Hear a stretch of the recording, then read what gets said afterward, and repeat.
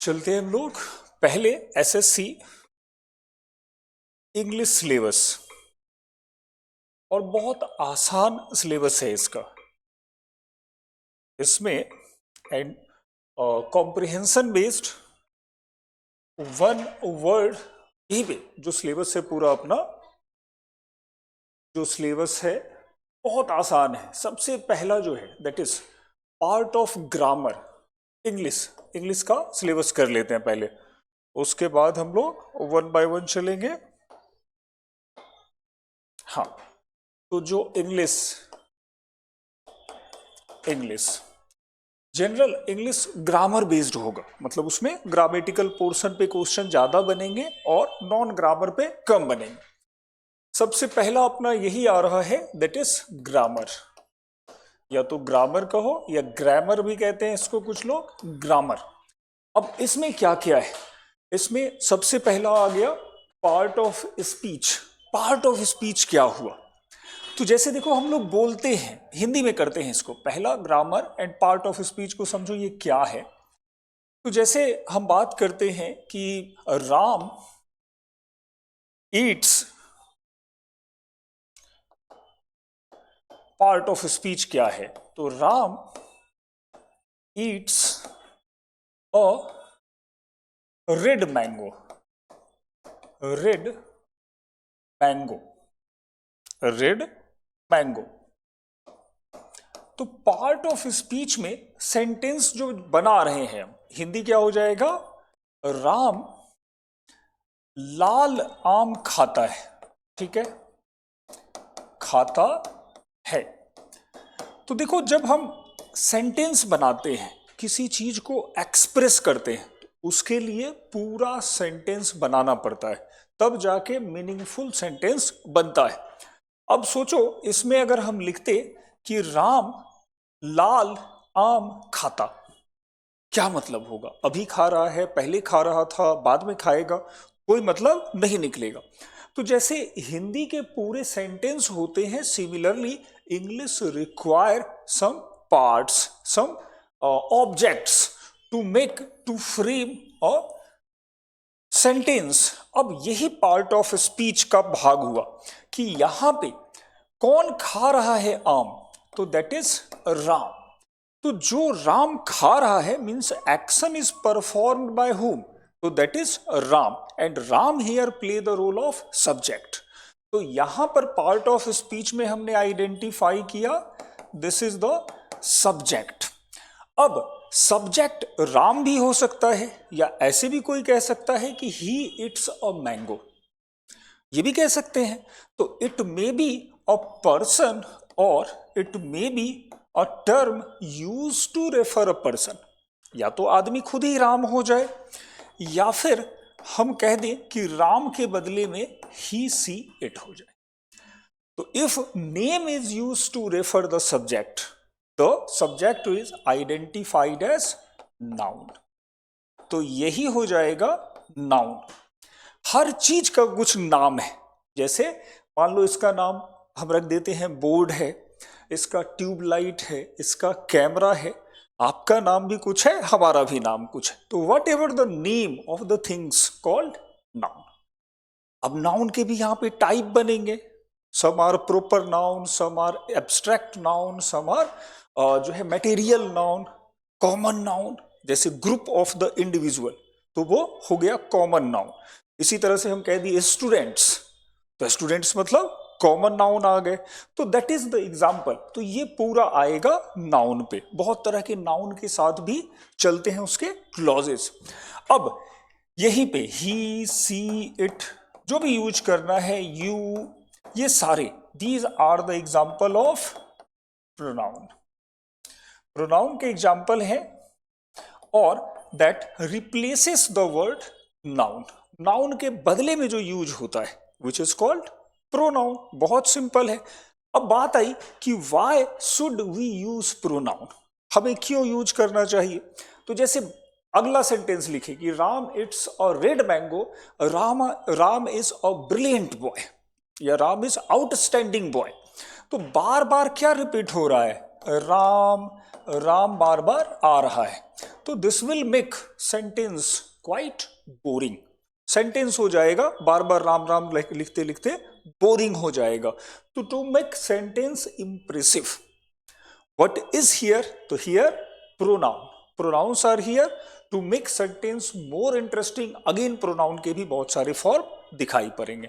तो part of speech का पहला नाउन एंड प्रोनाउन। अब अगला चलते हैं कि action performed by the subject. Action मतलब यहां क्या कर रहा है, तो दैट इज ईटिंग। तो action performed by the subject is identified as verb, तो वही होगा अपना वर्ब। अब जो वर्ब है, verb are of different type and comes in different form, अलग अलग फॉर्म में आता है। जैसे हम ये भी कह सकते हैं कि Ram at a mango, Ram at a mango, तो इसका क्या मीनिंग होगा?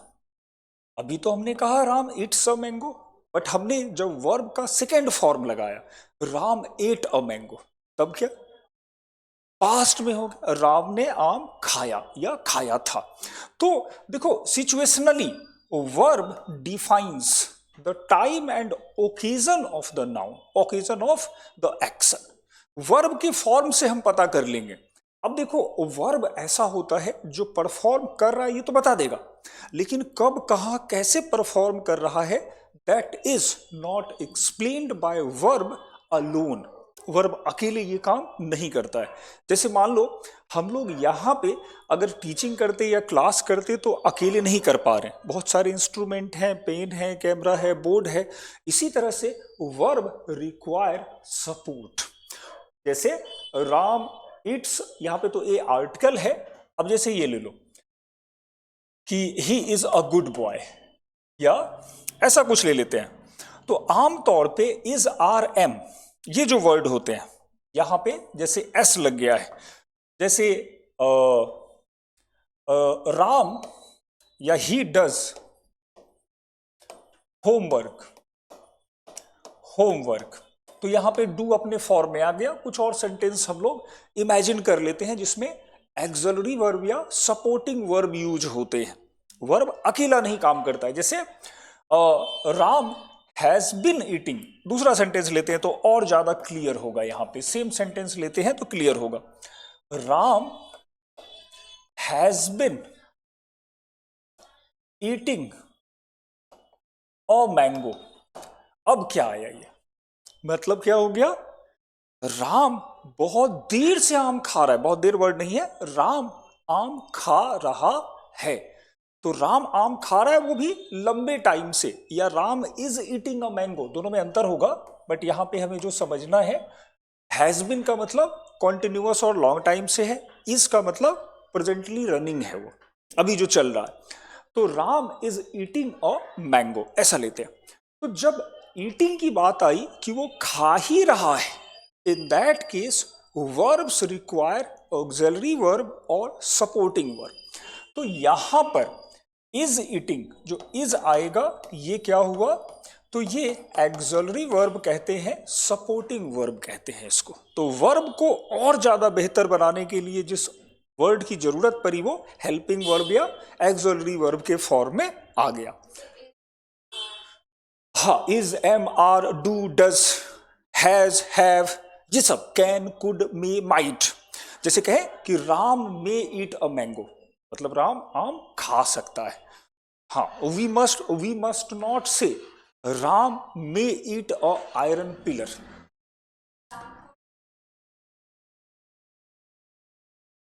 क्या मतलब, बताओ दोबारा। हाँ, राम, अब ये सब आगे आएगा, Ram could eat a mango. मतलब देखो ऐसा है कि ये हम हैं, ठीक है, और ये है Ram. We are not aware enough about Ram, हमके पता नहीं है कौन है राम, किधर है राम, खा सकता है वो। तो व्हेन इट इज पॉसिबिलिटी कि भाई वो खा भी सकता है नहीं भी खा सकता है, हमको क्या पता, तो उस कंडीशन में कुड का यूज होगा to represent, to express possibility और प्रोबेबिलिटी, कुड यूजुअली कम्स। तो यूजुअली कुड आता है उसी पॉसिबिलिटी को। एक और सेंस है, पास्ट के फॉर्म में भी बताने में कुड यूज होगा। कुड का मतलब हो सकता है कि राम आम खा सकता था, तो कुड यहां पे उधर चला जाएगा। तो जब प्रोबेबिलिटी की सेंस आएगी तो कुड होगा। अब यहीं पे कहें कि Ram must eat a mango, Ram must eat a mango, क्या मतलब हो जाएगा? खाएगा ही खाएगा, कंफर्म है, that is confirm. I know very well who is Ram and what is the attitude, attribute of Ram, क्या उसकी विशेषताएं। आम तो वो खाएगा ही खाएगा, आप उसको बस दे के देख लो। तो that is the meaning of must. और कुड का क्या मतलब हुआ? खाएगा नहीं, पता नहीं, मने तो खाएगा नहीं, मने तो नहीं खाएगा, हम उसमें क्या करें भाई, तो मस्ट है। इसी तरह से कुड को रिप्लेस करता है कौन? May. He may eat, I don't know about him, खाएगा भी नहीं खाएगा भाई, राम से पूछ लो ना, उसका मन है तो खाएगा, उसका मन है तो नहीं खाएगा। तो these are the word express the verb. Verb क्रिया होगी कि नहीं होगी, काम एग्जीक्यूट होगा कि नहीं होगा, depending upon the situation, and that can be explained properly by the axillary verb और हेल्पिंग वर्ब। तो इसके भी अपने अपने फॉर्म चलेंगे, ठीक है। चल, तो ये हुआ अपना पार्ट ऑफ स्पीच में वर्ब आएगा, एक्सिलरी वर्ब आएंगे, और अब आया रेड मैंगो। इसको भी समझते हैं ये क्या है। तो देखो, रेड और क्या है? मैंगो। एडजेक्टिव कहते हैं, और ऑब्जेक्ट क्या है? Mango. How can we define this is object?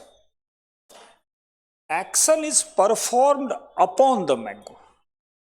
Action कहां हो रहा है? मैंगो पर हो रहा है, तो मैंगो को ही तो खाया जा रहा है। तो anything which host the action is identified as object, जिस पर भी होगा। तो यहां पर ऑब्जेक्ट क्या है? मैंगो। और ऑब्जेक्ट का जो भी कैरेक्टरिस्टिक्स बता रहा है दैट इज कॉल्ड एडजेक्टिव। अब एडजेक्टिव में ही रेड है, ब्लू है, ग्रीन है, रॉटन है, मतलब सड़ा हुआ है, ये सारी चीजें आ जाएंगी। तो very first is part of speech. अब यहीं पे आया प्रीपोजिशन, कंजंक्शन एंड आर्टिकल्स। कितना आसान है, बस चीजों को हमें ब्रेक करना है। अभी क्वेश्चन भी दिखाएंगे, इसी पे बन जाएगा, ठीक है। अब preposition that defines the place, that defines the place. जैसे मान लो a red pen, red pen, a red pen, a red pen, या ऐसे ले लेते हैं इसको, a red pen, pen is on the table, या upon the table, upon the table, table. अब इसका क्या मीनिंग हुआ? टेबल के ऊपर है, ठीक है। यही बदल दे इन द बॉक्स या इन द टेबल।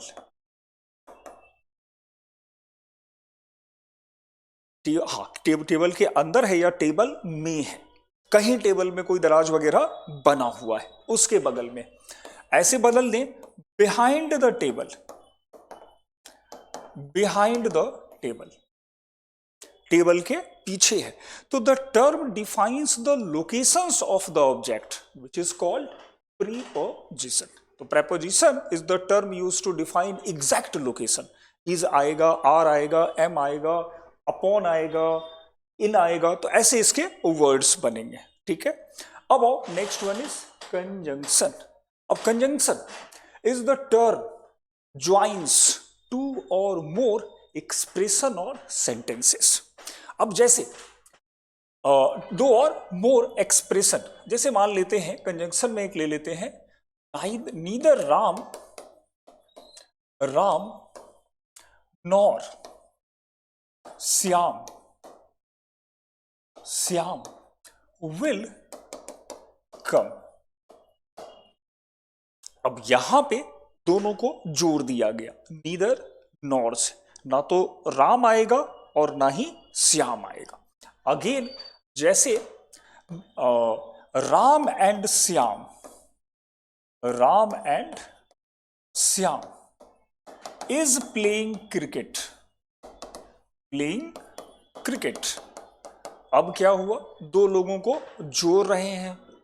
अच्छा, यहां पे इज आ गया, आर आना चाहिए था, लेकिन वो सेंटेंस को सिंगुलर, यहां पे राम एंड श्याम आर आएगा, यहां पे आर आएगा। और यहां पे देखो, अगर इसको हम लोग प्रेजेंट में लेते हैं तो यहां पे प्रेजेंट में लेंगे तो क्या आएगा, विल आएगा या इज आएगा या आर आएगा, इज आएगा या आर आएगा। Neither Ram nor Shyam are coming, are coming. तो यहां हाँ, नाइदर नॉर, हाँ इसमें इज आए, इसमें आर आ जाएगा, नाइदर राम नॉर श्याम। ठीक, हाँ अगर वही इधर और होता तब क्या आता, इधर राम और श्याम, इज आएगा, कोई ना कोई तो आएगा, तब कोई एक आएगा। तो नाइदर में दोनों में आर आ गया, दोनों नहीं आ रहा है। जब दो पर्सन की बात होगी देन आर, अगर एक की बात होगी तो इज आ जाएगा। तो ऐसा यहां पे कंजंक्शन के रूल होते हैं। ठीक है, अब articles, articles are the kind of ornament, kind of the term use to define, use to कहो तो उसको थोड़ा और ग्लोरीफाई द सेंटेंसेस, सेंटेंस को ग्लोरीफाई करते हैं, उसको और एप्रोप्रिएट बनाते हैं। तो there are three type of articles, a an the, बहुत सिंपल है, ए एन द, इसको डिटेल में करेंगे हम लोग, ए एन एंड द। तो when it comes a singular subject और ऑब्जेक्ट, सिंगुलर सब्जेक्ट मतलब एक ही इंडिविजुअल है, like Ram is a good boy, A आ गया, राम इज अ स्टूडेंट, तब वो ए आ जाएगा। तो जब सिंगुलर सब्जेक्ट और ऑब्जेक्ट को बताएंगे, in case of that a usually comes. Golden rule इसके बाद चलेंगे, ठीक है, जब डिटेल करेंगे। An, it usually use to denote vowel sound, vowel sound, कि राम इट्स एन ऑरेंज, तो वहां पे ए के बदले एन आ गया, इट्स एन, वोवेल आ रहा है वो, हाँ वो तो है ही, but pseudo vowel, pseudo vowel, तो सूडो वोवेल्स भी है जहां पे एन दिखाई पड़ता है, तो वो बनता है, we will discuss that, some pseudo vowels also. Again the specific term is defined, denoted by the term the Taj Mahal या the capital of India is so beautiful, मतलब भारत की राजधानी, और वो द आ गया स्पेसिफिक। अगेन इसी तरह से the book written by Gandhi is one of the popular, तो इसका मतलब वो खास किताब को बता रहे हैं, वो एग्जैक्टली बता रहे हैं, विच इज द, तो that is A and the in general. इसके बाद अपना आ गया सब्जेक्ट वर्ब एग्रीमेंट। ये बड़ा इंटरेस्टिंग है कि देखो इंग्लिश में एक वर्ब के साथ अग्रीमेंट हुआ, बहुत आसान है सब। इंग्लिश का जो स्ट्रक्चर है कि जैसे Ram go to school, simple बना लेते हैं, Ram goes to school, goes to school, ठीक है। आई गो टू स्कूल, दोनों सेंटेंस करेक्ट लग रहे हैं। ही गोज टू स्कूल, ऐसे ही बनते हैं सेंटेंस। अब देखो, he go to school, he goes to school, she goes to school, but I and you go to school, ये क्या तरीका है? अब वो दोनों गोज में जा रहे हैं, हम लोग गोगो में जा रहे हैं, तो that is the agreement. In English verb follow the nature of subject, जैसा नेचर सब्जेक्ट का होता है वैसा यूज होता है। यूजुअली जब हम बात करते हैं, ये जो अपना सिंगुलर जो वर्ड होता है, मतलब अपने को जब बता रहे होते हैं, तो दैट यूजुअली फॉलो ये टर्म गो वाला टर्म, फिर पुलर में फिर सेकेंड पर्सन में जाएगा तो फिर वर्ब्स के फॉर्म चेंज हो जाते हैं। तो this is called verb agreement. यहां पे एस या ई एस प्लूरल वाले जो फॉर्म है वो हमेशा जो है वो सेकेंड पर्सन के साथ ही यूज होते हैं। फर्स्ट पर्सन और ये थर्ड पर्सन हो गया। पर्सन तीन होते हैं, एक हम हैं, दैट इज कॉल्ड बोलने वाला जो स्पीकर है, we may say that is first person. एक हमारे सामने बैठा हुआ है मतलब यू वाला, ये सेकेंड पर्सन है। और तीसरा जिसके बारे में हम बात कर रहे हैं that is called third person. तो हम और हमारे सामने वाले जो हैं वो हमेशा यूज करते हैं सिंगुलर वर्ब को, वर्ब के पहले फॉर्म को। अब यहां पर जब थर्ड पर्सन की बात होगी in that case plural verb comes. तो ये सिंगुलर प्लूरल का जो चक्कर है that is the concern of subject verb agreement. तो ये चीजें इसके साथ चलती हैं। अब देखो किसी को बुरा भी लग सकता है कि Ram goes, he goes, she goes but I go, मतलब हमको छोटा कर दिए, हम तो गो में चले गए, वो गोज में चले गए। नहीं, अब जैसे Ram dances, he dances, she dances, I dance, तो ऐसा लग रहा है जैसे कुछ उसको कम कर दिया गया है। तो आई एंड यू के साथ S and E S use नहीं होंगे और इसके साथ यूज होंगे। अब टेंसेस, टेंसेस क्या है? तो that represents denotes time, past, present and future. तो that express the timings of the action, कब वो टाइम हुआ है, विच इज कॉल्ड टेंस। तो देखो टेंस क्या है?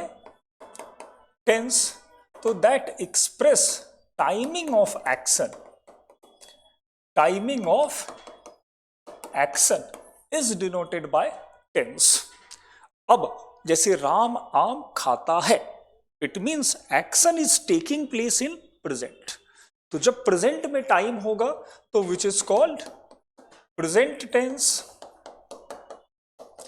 फिर से आ गए, दूसरा ले लिए, राम आम खाता था, पहले ही खा चुका है, तो राम एट अ मैंगो, तो दैट इज पास्ट टेंस, बीत गया।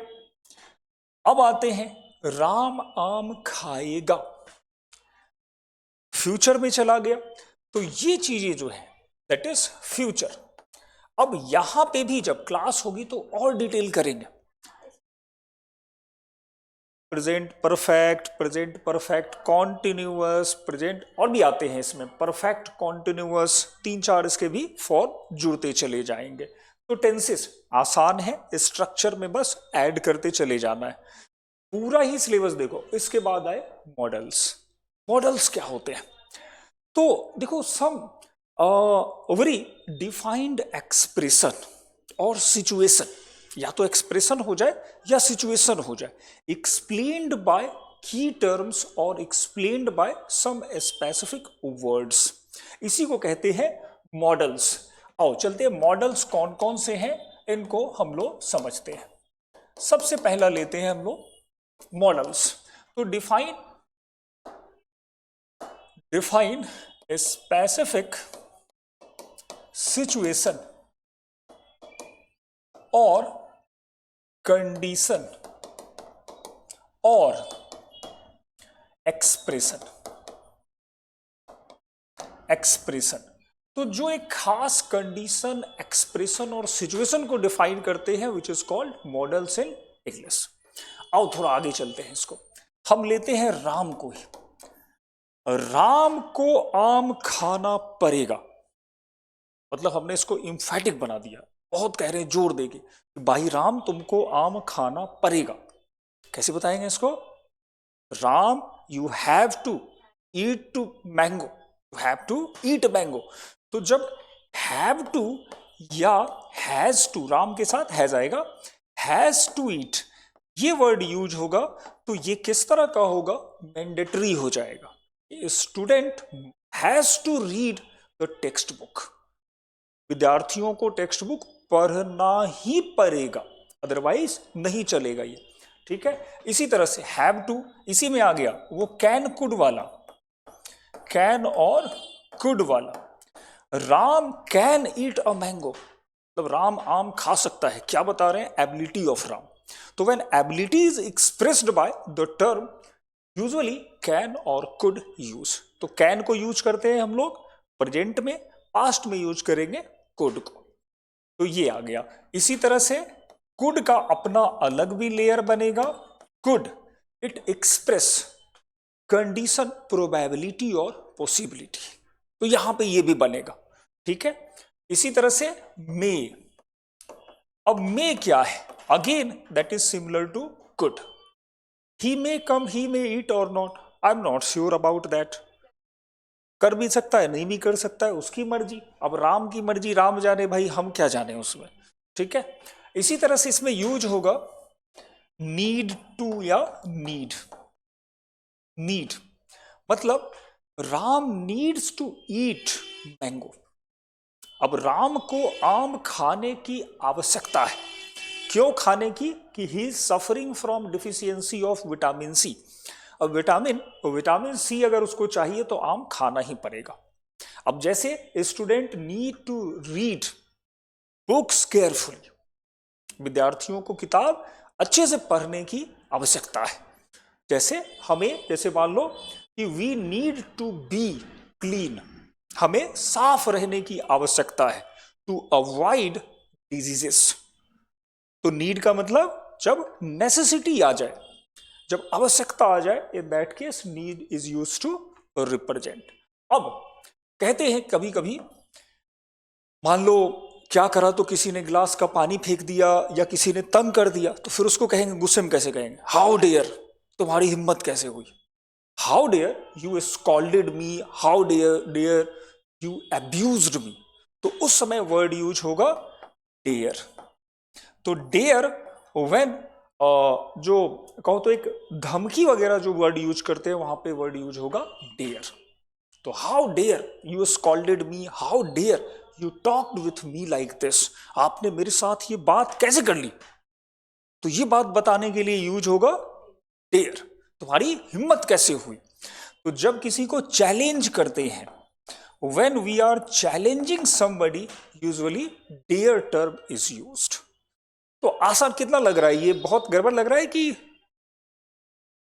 सब पढ़े हुए हैं और सारे आसान आसान से आ रहे हैं। अब इसके बाद आया कंडीशनल सेंटेंसेस, ये क्या होता है, अगर आप समय पे पहुंचे तो ट्रेन मिल जाएगी, if you reach the station on time you may catch the train और बस।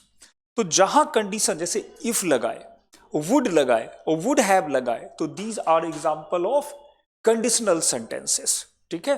अगर समय पे पहुंच, अगर पूरी पढ़ाई करे तो हो जाएगा, तो ये वाले जो सेंटेंस होंगे वो कंडीशनल सेंटेंसेस हो गए। Next one, active and passive voice. Voice का मतलब हुआ बोलना, सीधा सीधा मतलब समझो, वॉइस का मतलब हुआ बोलना।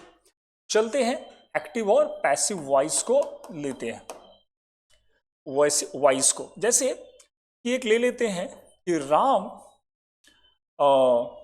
Ram says he is, Ram says I am a good boy, I am a good boy. हाँ, तो ये किसने कहा, राम ने कहा। तो पहला जो राम खुद कह रहा है that is called active voice, जब वो खुद कोई बात कह रहा है कि prime minister is saying India would become a developed country bye 2047। जैसे इसको और ले लेते हैं कि prime minister says India would become a developed country bye 2047। ये दोनों जो एग्जाम्पल हैं that is example of active voice, क्योंकि वो एक्सप्रेशन खुद से निकल के आ रहा है। अब मान लो हमको ये बात कहनी है, तो हम कैसे कहेंगे, तो यही होगा पैसिव वॉइस। एक्टिव का मतलब होता है, एक्टिव का मतलब जो बहुत सक्रिय है, जो चल रहा है, जो काम कर रहा है, और पैसिव का मतलब जो न्यूट्रल है। हम अब क्या करेंगे, तो हम एक ऑरेटर है, हम बोलने वाले हैं। तो रामा सेड, अब यहां पे आ जाएगा, से चेंज हो जाएगा राम, राम सेड, ये चेंज हो जाएगा दैट, ही आ जाएगा, he was, he is a good boy. Ram said या राम सेज, हाँ सेड ही आ जाएगा, Ram said that he is a good boy. तो ये पूरा चेंज हो जाएगा, राम ने कहा वह अच्छा लड़का है। अब यहां पे देखो क्या नहीं बदला और क्या बदल गया, दोनों में अंतर देखो,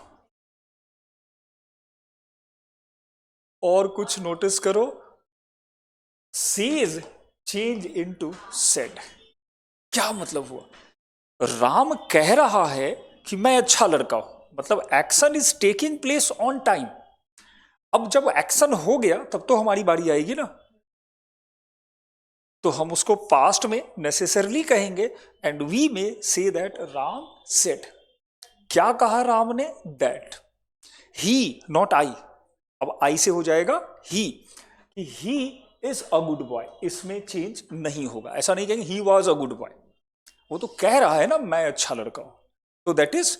अब इसी में आओ, इसको फिर से कहते हैं कि पीएम सेज, तो PM said, India said that, India would have, India would, हाँ वुड ही लगेगा, इंडिया वुड, वही आ गया फिर से, become a developed country bye 2047। तो that is the example of active and passive voice. तो सिंपल से एग्जांपल हैं इसके। डायरेक्ट एंड इनडायरेक्ट जो पूरी स्टोरी टेलिंग होती है उसके लिए ये वर्ड यूज होता है नरेशन में, वो भी वॉइस की तरह है। अब आओ वोकैबुलरी, ये क्या होते हैं, तो vocabulary are list of words, शब्द हैं ये और कुछ नहीं है, जैसे सिनोनिम्स एंड एंटोनिम्स। तो ये क्या होते हैं, जब सेम मीनिंग बताए तो दैट इज सिनोनिम, एंटोनिम्स। बिल्कुल आसान, चलो चलते हैं हम लोग कुछ प्रैक्टिस करवा देते हैं तो तुमको और कॉन्फिडेंस आ जाएगा कि कैसे पूछे जाते हैं एग्जैक्टली, बच्चों वाले क्वेश्चन पूछते हैं। चलते हैं एक दो क्वेश्चन ले लेते हैं, so that you will be able to solve the questions properly.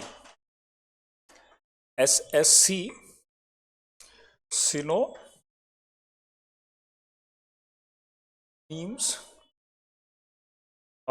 PYQ ले लेते हैं कुछ ऐसे ही एक दो PYQ, तो देखना इसमें कैसे क्वेश्चन बनेंगे SSC CGL में, ठीक है। एक दो ले लेते हैं। The most appropriate synonym of the given word, अब ये क्या है, बैन, बंद करना, रोक देना, इसका क्या मतलब होगा, असर्शन, बैन, प्रोहिबिट, सीधा सा मतलब है, प्रोहिबिशन मतलब बैन लगा दिए। तो ऐसे बस वर्ड्स पढ़ने और समझने, छोड़ देना, हाँ छोड़ देना मतलब किसी काम को, मतलब कोई घर हमने छोड़ दिया, तो the place the house abandoned by us, तो अबेंडेंड मतलब छोड़ना, छोड़ना, ठीक है। तो ये हो जाएगा छोड़ना। इसी तरह से और भी ले लो, ऐसे सिंपल सिंपल क्वेश्चन आएंगे। अपॉलिंग को छोड़ दो, थोड़ा भारी वाला हो गया ये, आ जाओ छोटा ले लेते हैं, ऐसे ही प्रोफ्यूज, कुल मिला के वर्ड्स पावर बढ़ाने होंगे, वो कैप्स जा रहे हैं, चलो ठीक है, ठीक है, ठीक, अच्छा ठीक है, ठीक है, ठीक ठीक, चलो। तो दैट इज, इसमें क्या करना है, इसमें वर्ड्स पावर बढ़ाने होंगे, जितने वर्ड्स अननोन हैं वी नीड टू कलेक्ट और पढ़ने पड़ेंगे। तो पढ़ेंगे वर्ड्स को अच्छे तरीके से, कहानी के साथ, वो लिस्ट हम लोग क्लास में चलते हुए चलेंगे। अब जैसे फैसिनेशन, ये तो बहुत आसान लग रहा है, वो तो आ ही गया, फैसिनेशन। तो ऐसे वर्ड्स बहुत अलग अनयूजुअल वर्ड नहीं आ रहे हैं, सिंपल सिंपल वर्ड आ रहे हैं, बस वो आपका एक टेस्ट करना चाह रहा है कि how much you are able to understand the common words, कि कॉमन वर्ड्स जान रहे हैं तो दैट इज एनफ। ठीक है, तो ये वर्ड्स का हो गया। इससे अगला क्या आएगा? अब आएगा अगला वन वन वर्ड फॉर, अब आ गया वोकैबुलरी। हाँ, idioms and phrases. So idioms and phrases are used, are actually group of word expresses some unique meaning that is different from the words. जैसे बहुत सारे इसके होते हैं, आगे हम लोग करेंगे। वन वर्ड सब्सटीट्यूशन, जैसे बहुत बड़े वर्ड्स हैं उसके साथ एक को फिट करना, वो भी करने वाला है। स्पेलिंग करेक्शन एंड होमोनिम्स, एक ही तरह के वर्ड्स होंगे तो उस तरह में क्या अंतर बन रहा है, ये आ जाएगा। रीडिंग कॉम्प्रिहेंशन, अब देखो रीडिंग कॉम्प्रिहेंशन बहुत आसान होता है, बच्चों वाला है ये। कैसे होगा? तो एक कॉम्प्रिहेंशन यहां पे कुछ ऐसे अभी चलेंगे हम लोग, दिया हुआ रहेगा। ठीक है, और इस कॉम्प्रिहेंशन के बेस पे कुछ ऑब्जेक्टिव टाइप क्वेश्चन बनेंगे। एक स्टोरी यहां पे दी हुई होगी। अब इसको सॉल्व कैसे करते हैं? तो इसको सॉल्व करने का सबसे पहला तरीका है कि भूल जाओ हम क्या जानते हैं, कि if author is saying during the day time moon rises in sky, तो वो इसी के बेस पे आंसर बनेगा। ये हमको दिमाग नहीं लगाना है कि sun rises in the day time, वो नहीं सोचना है। आपको फिक्स हो जाना है, you need to stick with the author's pen, जो उसने लिखा है उसी पर फिक्स हो जाओ। ठीक है, उसके बाद क्या करना है? तो इसके बाद देखो तरीका ये है, एक तो पहले राउंड में हम इसको पढ़ लिए, राउंड 1 अगर कहो तो go through with comprehension as fast as possible, जितना स्पीड में हो सकता है उसको तुरंत तुरंत पढ़ लिए, पूरी बात ध्यान में नहीं होगी, पहली रीडिंग। उसके बाद तुरंत चलेंगे read question carefully, about read question and options. दूसरा पॉइंट ये हुआ, पहला क्वेश्चन पढ़े, पहला क्वेश्चन पढ़े और चले गए इसके ऑप्शंस पे। अब चुनना क्या है ये देखो, we need not to tick select right answer. सही वाले को अगर चुनने लगे तो फिर माथा पच्ची हो जाएगा। गलत वाले आइडेंटिफाई रॉन्ग वन, गलत वाले को चुनो। सारे अगर गलत वाले पहले आइडेंटिफाई हो गए तो कोई ना कोई सही वाला तो बच ही जाएगा। Best way to solve comprehension is to identify wrong one.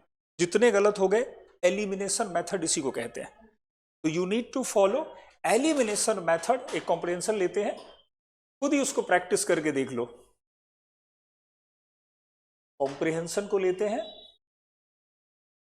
और यहां पे एसएससी और रीडिंग कॉम्प्रिहेंशन,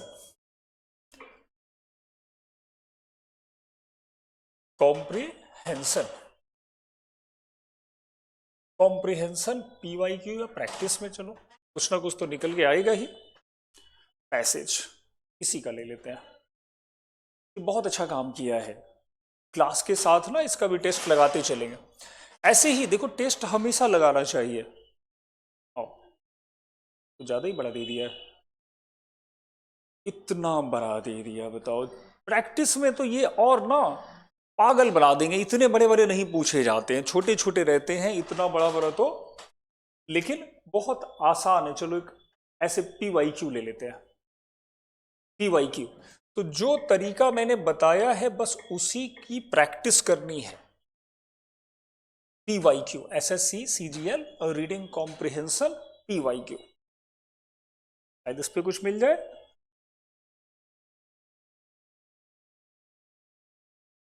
हाँ देखो, इसका साइज देखो और उसका साइज देखो, प्रैक्टिस में वो पागल बना देंगे इतना बड़ा दे दे के, भाई इतना बड़ा नहीं होता है कॉम्प्रिहेंशन। हाँ, अब आओ चलते हैं In the following passage, some words have been deleted. Read the passage carefully. Select the most appropriate option and fill in the blanks. तो कुछ ऐसे वाले पैटर्न मिलेंगे जिसमें वर्ड्स को रखना है, तो वो भी वर्ड पावर पे ही डिपेंड करेगा। ठीक है, इसी तरह से कोई दूसरा ले लेते हैं, सेलेक्ट एप्रोप्रिएट, फिर से ऐसे ही आ गया और आगे आ जाएगा। एक और ले लेते हैं, तो कॉम्प्रिहेंशन में कुल मिला के हाँ ये रहा दूसरा, फिर से आ गया रीड, ये वाला आ गया। In the following passage some word have been deleted. अब आओ इसको देखते हैं कि fill in the blanks with the help of alternative given. Select the most appropriate options for each number. Human life is सीधा सीधा कंसिडर्ड, तो वो सीधा आ जाएगा। भाई दूसरा आदमी सोचता है ना, तो कंसिडर्ड मतलब कि ह्यूमन लाइफ को माना जाता है, तो that must require verb third. अगर कंसीडर में तीनों आएगा तो कुल मिला के if we are aware with the suppose use of the verbs, तो खुद ही वो बन के आ जाएगा। तो कंसीडरिंग क्यों नहीं हुआ? माना जा रहा है, लेकिन कंसीडरिंग अपने आप में कभी अकेले नहीं आता है, कुछ ना कुछ आगे पीछे वो लेगा हेल्पिंग वर्ब को। तो that is human life is considered a unique blessing which in turns depend upon dash of the self। अब dash of the self क्या है? दूसरा हाँ, most appropriate witness known awareness, क्योंकि यहां पे फिर उसको एडजेक्टिव फॉर्म में लेके चलना है, डिपेंड करना है। तो कुल मिलाकर इस तरह से हमें इसको देखना है। जितनी प्रैक्टिस करेंगे उतनी हमारी एक्यूरेसी बढ़ती चली जाएगी, कुछ करना ही नहीं है। मैं तो सोच रहा हूं कि सबसे आसान जो होता है वो इंग्लिश ही होगा। इसमें अगर वर्ड वोकैब्स बना लिए ना तो इंग्लिश से आसान। अब तीसरा क्या था? हाँ थर्ड वन, फुल स्टॉप के बाद the formless God is invisible to naked eye, our mind often wonders wherever it goes. तो अब आएगा क्या वर्ड दे रहा है यहां पे थर्ड वाले में। इसी तरह से मतलब क्वेश्चंस वर्ड्स अगर अवेयर है, select the appropriate fill in the blanks.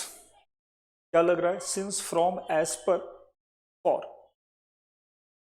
Since, हाँ, since is used to represent time as well as because, तो उसका चूंकि या बिकॉज गॉड इज इनविजिबल, तो सिंस ने रिप्लेस किया किसको? बिकॉज को, बिकॉज को रिप्लेस किया, तो बिकॉज वही आएगा, तो वो बन जाएगा वहां because the formless God is invisible to naked eye, our mind often wonders where it goes. Simple है, चूंकि भगवान हमको दिखाई नहीं पड़ते हैं इसीलिए हमारा जो है दिमाग इधर उधर घूमता रहता है, वही मतलब हो गया। डैश हेंस होगा we are unable to develop any love for the divine, तो हेंस वेंस लेके कुछ बनेगा वहां पे। कुल मिला के ये बहुत आसान से होंगे। वर्ड वोकैब्स को समझना है, क्या है? एज अ रिजल्ट, वही एज अ रिजल्ट ही आ रहा है, एज अ रिजल्ट नहीं होना चाहिए वो। तो ये है इंग्लिश कॉम्प्रिहेंशन का nature.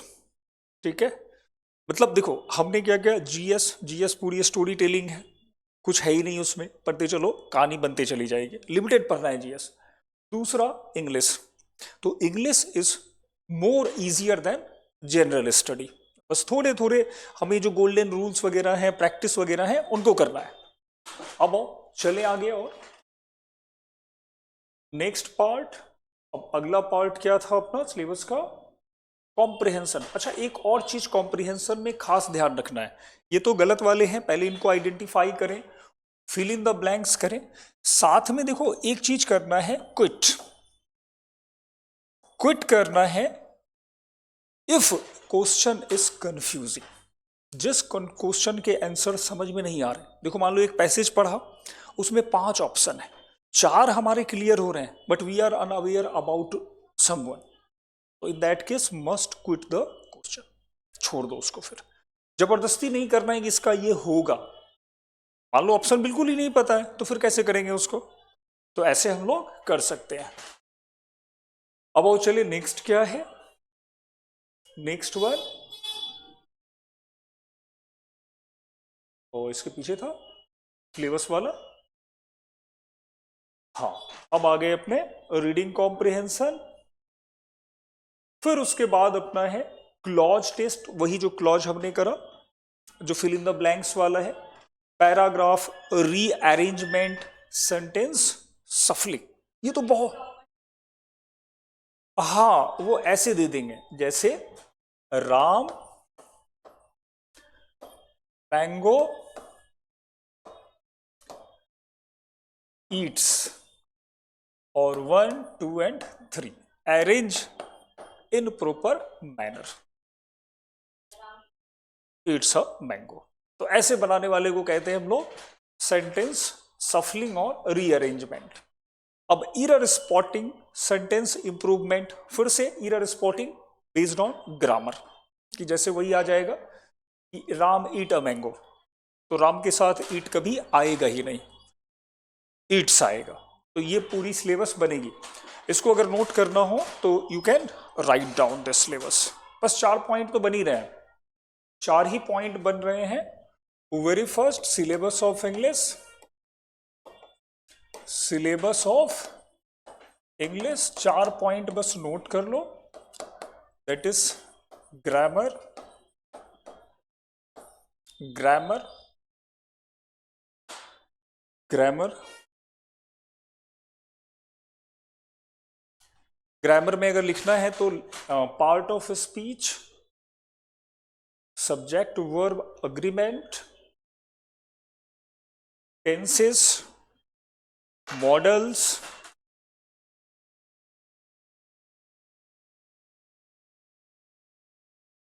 Conditional sentences, voice narration, conditional sentences, voice and narration.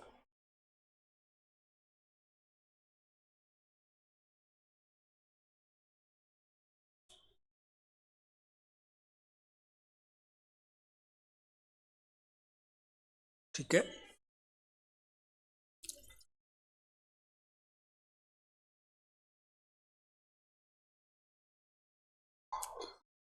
चलो, और इसके बाद फिर अपना वोकैबुलरी, और वोकैबुलरी में सिनोनिम, एंटोनिम, ये सब के लिस्ट होंगे, क्लास में उसको कवर करते चलेंगे हम लोग। Idioms, phrases, one word substitution, spelling correction, reading comprehension, cloze test और सेंटेंस स्किल। कुल मिला के सिलेबस आसान दिख रहे होंगे, नेचर ऑफ क्वेश्चन से क्लियर हो रहे होंगे। ये पूरी कंपटीशन बहुत टफ है ही नहीं। लोग जो कह रहे हैं कि बहुत पढ़ना पड़ेगा, भाई आप टारगेटेड स्टडी करो ना। अब करनी है इंग्लिश की क्लास और पढ़ रहे हो आप जो है वो अमेरिकन इंग्लिश, तो कैसे निकलेगा?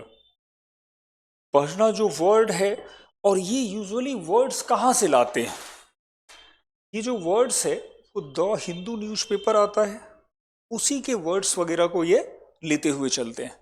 कुछ नए वर्ड्स आ गए, उसको उठा के पूछ दिए। तो we need to be careful about while choosing the correct answer. यही है, बहुत आसान है, नए सिलेबस पे बनाया है इसमें। ठीक है,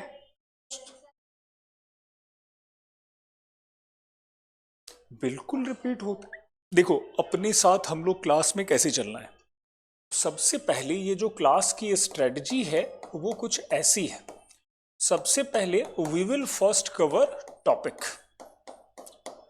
टॉपिक्स को अच्छे से क्लास में पहले कवर करेंगे। ठीक है, thereafter we will solve PYQ, PYQ. उसी समय गूगल है ही यहाँ पे, तुरंत निकाले, जैसे अभी हम लोगों ने देखा।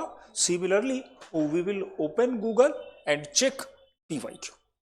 इससे क्या होगा, तो जो भी रिपीट क्वेश्चन है, रिपीट या रिपीटेड क्वेश्चन है, वी में फिल्टर आउट, इसको हम लोग फिल्टर कर लेंगे। ठीक है, जो नहीं आ रहा है उसको लिख लेंगे, जो आ रहा है वो तो बन ही जाएगा। तो ऐसे हर सब्जेक्ट के साथ यही तरीका है पढ़ने का। अगर आप PYQ नहीं कर रहे हो, it means you are not doing the right job. बिना PYQ के किसी भी कंपटीशन की तैयारी नहीं होती है, विदर UPSC, विदर SSC, विदर NDA, विदर बैंक। और ये सब जो है वो लैंग्वेज है। अब जैसे देखो, हम ही लोग हिंदी में कितनी बात बोलते हैं, सुबह से शाम तक जो बोलते हो, अगर लिस्ट करो तो just about 100 to 200 word we use, उससे ज़्यादा तो नहीं यूज करते हैं। वही घूम घूम के आता है, आप कहाँ जा रहे हो, हम बढ़िया हैं, हम खाना खा लिए। तो ये जो चीज़ें हैं, इनके पास भी भाई डिक्शनरी वही है, लिमिटेड वोकैब्स होते हैं, और gradually over the time we would develop the language competence, तो वो हो जाएगा। अब ये उनके लिए दिक्कत है ना। देखो, दिक्कत किसके लिए है, हर बच्चा अलग अलग होता है। अब जो हिंदी मीडियम का आया है, जो कभी इंग्लिश पढ़ा ही नहीं है, उसके लिए तो ये बहुत सरदर्द है। आपको जैसे लगा कि नहीं चलो यहाँ पे एक दो हम लोगों ने जैसे सॉल्व किया, लेकिन हिंदी मीडियम का बच्चा, उसके लिए वो वर्ड भी अब बहुत कंफ्यूजिंग हो जाएगा, वो याद करेगा उसको। तो कंपटीशन यहाँ पे थोड़ा हो जा रहा है। वैसे हिंदी के लिए भी ऑप्शंस हैं।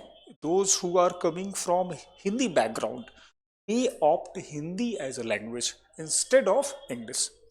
तो वो देता है, जैसे अभी जो SSC GD वाली हो रही है, तो यहाँ पे हिंदी का ऑप्शन है। यही सेम सिलेबस होगा हिंदी में भी। जैसे सबसे पहले हिंदी के भी ग्रामर होते हैं, अब इसी में पार्ट ऑफ स्पीच में वो सीधा व्याकरण दे देंगे, संज्ञा क्या है, सर्वनाम क्या है। हिंदी और इंग्लिश सिमिलर है, बहुत सारी चीजें मिलती हैं, दोनों लैंग्वेज में चीजें होती हैं। उसमें अग्रीमेंट नहीं होता है सब्जेक्ट वर्ब का, लेकिन उसमें भी बहुत सारी, हिंदी में बहुत सारी चीजें हैं। एक छोटा सा एग्जांपल देता हूं, पहले देखो इसको, कि मान लो ये हम हैं, और हमारे अगर ग्रैंडफादर अगर मिलते हैं हमसे, तो हम इंग्लिश में क्या कहते हैं, हाउ आर यू। ठीक है, हिंदी में क्या कहते हैं, नहीं आप कैसे। तो हिंदी में हम यूज करते हैं लेवल्स ऑफ प्रोनाउंस, आप कैसे हो। कोई भाई या बहन मिलता है, इसको ग्रैंडपा बना लेते हैं, तो इसको कहते हैं, इंग्लिश में फिर से कहेगा हाउ आर यू, हिंदी में कहेंगे तुम कैसे हो। तो यहां पर तुम आ गया। फिर से कोई मान लो ब्रदर सिस्टर है, ये कोई छोटा बच्चा है, तो इसको हम लोग तू से भी बोल सकते हैं, छोटा बेबी वगैरह है तो इस तरह से देखो, हिंदी के लेवल्स हैं, बट इंग्लिश के पास उतने लेवल नहीं है। तो हिंदी रिच है, नो डाउट, उसमें बहुत डेप्थ है, लेकिन चेंजेस ये आ गए। अब जैसे उसके भी इडियम्स होते हैं और फ्रेजेस होते हैं। नाच ना आगे जाने आंगन टेढ़ा, आता तो है नहीं, बस कहेंगे कि भाई आंगन ही टेढ़ा है। तो ऐसे 9 2 11 होना, भाग जाना, तो ऐसे इसके भी बहुत सारे हैं, इसके भी फ्रेजेस वगैरह बहुत अच्छे अच्छे हैं। तो ये पूरा बनता है हमारा इंग्लिश का सिलेबस। चलो अब ये बताओ बेटा, आपने GS में जो सिलेबस देखा अपना SSC वाला, 3 सिलेबस हम लोगों ने कवर करा, चारों हो गए ना। हाँ, एक जनरल अवेयरनेस का करा हमने, दूसरा हमने इंग्लिश का करा, सर ने मैथ रीजनिंग करवाया होगा। तो अब बताओ कहां पे लग रहा है कि बहुत टफ है।